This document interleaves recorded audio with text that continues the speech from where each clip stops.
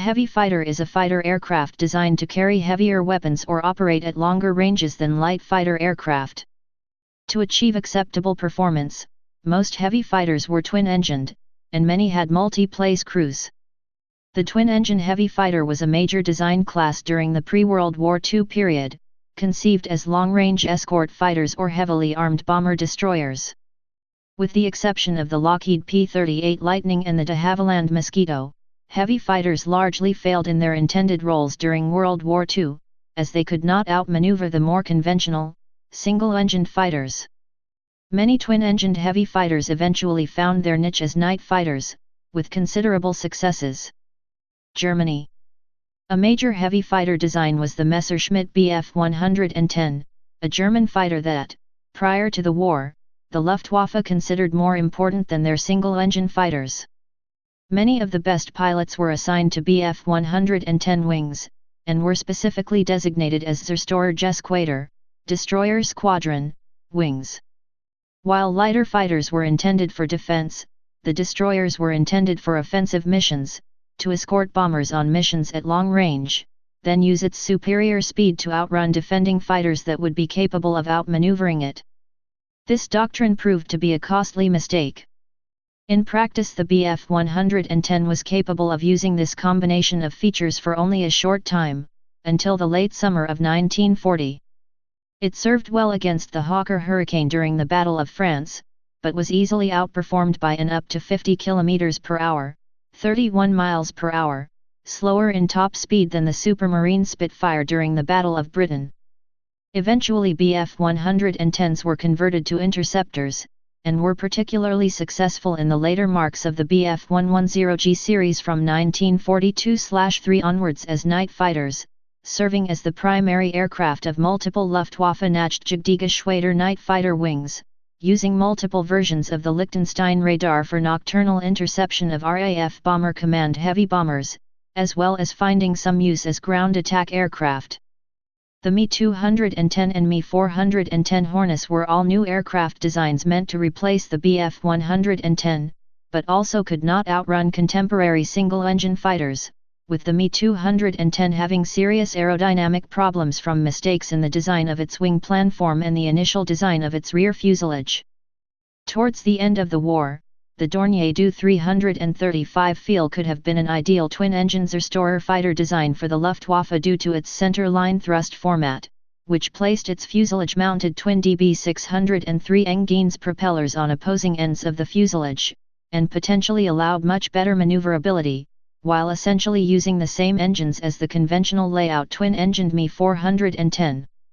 The center-line thrust design of the Do 335, the first ever frontline combat fighter to use it, did allow dramatically higher speeds, just over 750 km per hour or 465 miles per hour, than any other twin-piston-engined aircraft of its era, but was never produced in quantity. Following the example set by the Bf 110, the Japanese built the broadly similar Kawasaki Ki-45 Toryou. Likewise, neutral Netherlands built the twin-boom Fokker GI, only to be seized by the Luftwaffe after the German invasion of the Netherlands. Britain. Perhaps in the belief that the bomber will always get through, the British lagged behind in its heavy fighter development. Apart from the Westland Whirlwind and the high-altitude Welkin, both built only in modest numbers, the Royal Air Force's wartime heavy fighters were all adapted from earlier bombers. During the Battle of Britain, Bristol Blenheim bombers were fitted, as an interim measure and in utmost secrecy, with radars and ventral gun packs, turning them into the RAF's first night fighters. More successful was the Bristol Beaufighter, which reused major portions of the earlier Beaufort torpedo bomber. Armed with 6.303-inch machine guns, 4 20mm cannon and an assortment of bombs and rockets, the Beaufighter was potent in the anti-ship and ground attack role in the Pacific and Europe. With the addition of radar, it was one of the Royal Air Force's main night fighters. Similarly, the also highly successful de Havilland Mosquito fast bomber was later adapted for both day and night fighter use. United States. During the late 1930s, Bell Aircraft of the United States designed the YFM-1 Aracuda bomber destroyer. Very large and heavily armed, the Arakuda was plagued with design flaws. Only 13 examples were eventually built, none of which participated in World War II. The most successful heavy fighter of the war was the Lockheed P-38 Lightning. It was designed to carry heavy armament at high speed or long range.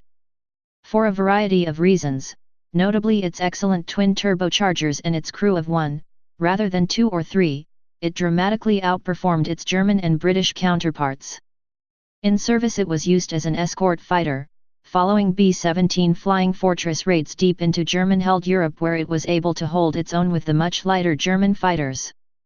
In its escort role, the P-38 was the first Allied fighter over Berlin. It was also highly successful in the Pacific theater, where its long range proved a pivotal advantage.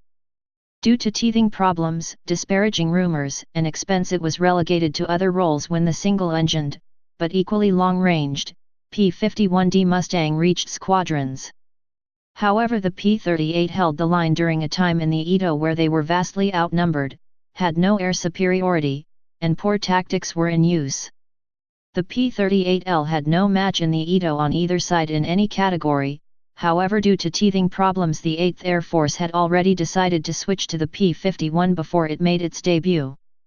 The Grumman F-7F Tigercat was the first twin-engined fighter aircraft to enter service with the United States Navy, using 2 Pratt & Whitney double Wasp radial engines, achieving a top speed of 460 miles per hour, 740 kilometers per hour.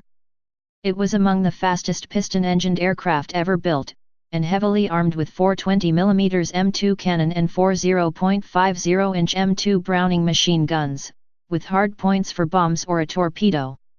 Although Grumman designed and developed the aircraft during World War II, it entered service too late to see action before VJ Day. It served in the Korean War and retired in 1954. Post-war, the last piston-engined heavy fighters to see service were the de Havilland Hornet and its novelized version the Sea Hornet, and the North American F-82 Twin Mustang.